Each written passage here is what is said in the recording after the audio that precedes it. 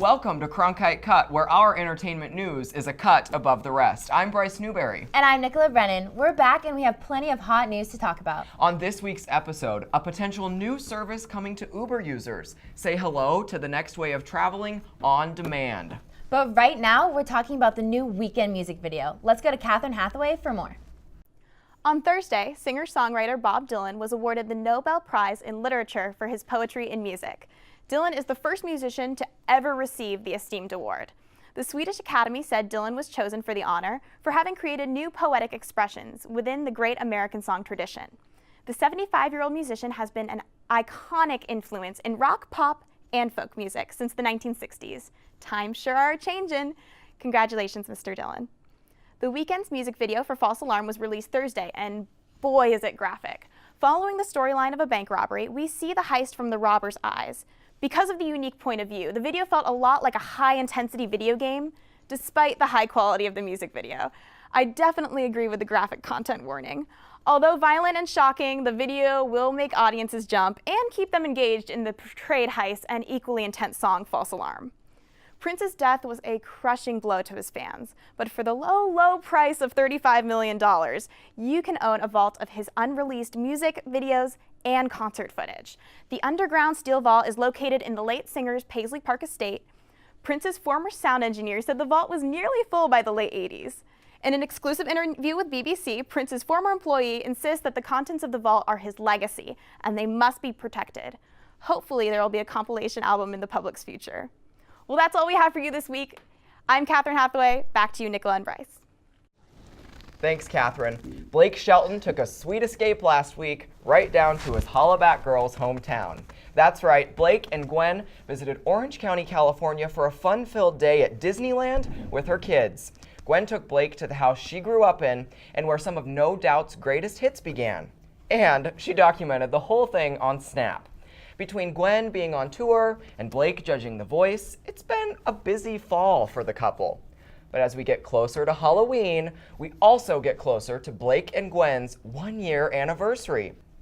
But Nicola, I think they could be Hollywood's next power couple because think about it. They're both mature enough and old enough in their careers that this isn't any fake love and it's not for the tabloids. Not at all. It's definitely true love, and them going to Disneyland, seeing her hometown with her kids it's the sweetest thing I've seen. It's awesome. Maybe one step closer to a wedding? We'll have to see how that turns out. But up next, Uber is giving us a new form of transportation. Frankie McLister will tell us how the ride-sharing company is bringing customers to the skies.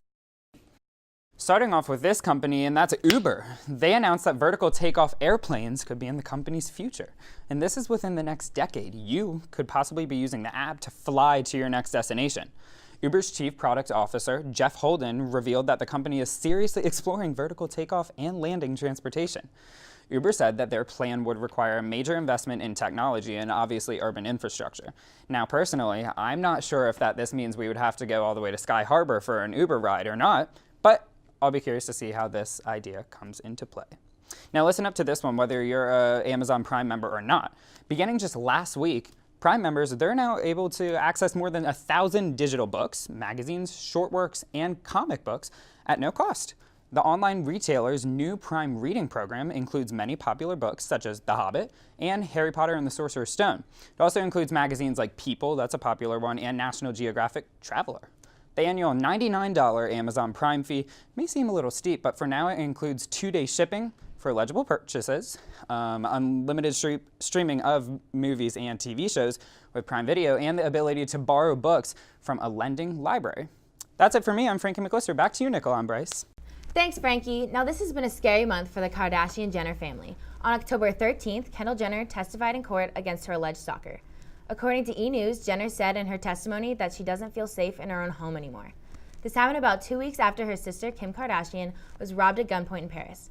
Bryce, can you believe this? A stalker and a robbery? How do you think this family's handling this? I know our Twitter team has been missing the Kardashian presence online, but the absence is totally understandable. Now, I honestly couldn't handle it. I'm 20 years old. I could not have a stalker. That is awful. Especially as a star in the spotlight. How awful. The stalker outside on your front steps. Completely terrifying. Terrible. But Also, with the Kim Kardashian robbery in Paris a couple of weeks ago, Halloween companies have now created a costume representing what Kim K was wearing during that robbery, with handcuffs tied up like we've heard about in the media, and that's also completely inappropriate. The poor family. I feel awful, and we give our regards to their family. The TV show has stopped production, but for more on TV, we're going to Brandon and Will. What's up, guys? My name is Brandon. And I'm Will. And today we're here to preview you guys a brand new television show and new movie opening up this weekend. Will, let's start. Falling Water. Tell us about it. Falling Water. That's what I saw. That was my assignment. Falling Water is the newest show from USA Network. They've been going on a really good trend lately, and Falling Water continues it with a really dense, think-oriented. That's not the word for it, but whatever. We're gonna work with it. A very thoughtful story. A thoughtful story about 3 different people leading unconnected lives who are all sharing dreams. Now, the big bad guy named Bill, played by Zach Orth, is trying to monetize it in some way, and he kind of sounds like a Bond villain in the very heavy-handed exposition he's giving. But the show itself, beautifully shot. It's kind of difficult to tell what's dreams and what's reality. I actually think it's going to be good, but I'm waiting to see where it goes. Brandon, you saw something really dope this morning. Yes, I did. I saw The Accountant, directed by Gavin O'Connor, who gave us Miracle, Warrior, Jane Got a Gun. Say that last one. But yeah, it stars Ben Affleck as, he's basically this autistic guy, but he's also an incredible genius. He can do all these amazing math and economics things in his head. But on the top of that, his dad as a kid basically said, you're not going to be picked on, I'm going to train you to basically be this warrior, no pun intended. So basically, he's this accountant with incredible combat skills behind him, but his past starts to catch up with him, and we have to follow him through that journey. Ben Affleck is amazing in this movie. His character of Christian Wolf, character of Christian Wolf is one of the most fascinating I've seen all year. Anna Kendrick, for the most part, is great. She just sort of gets shoved off towards the second half of the movie. But when she's in it, she's great.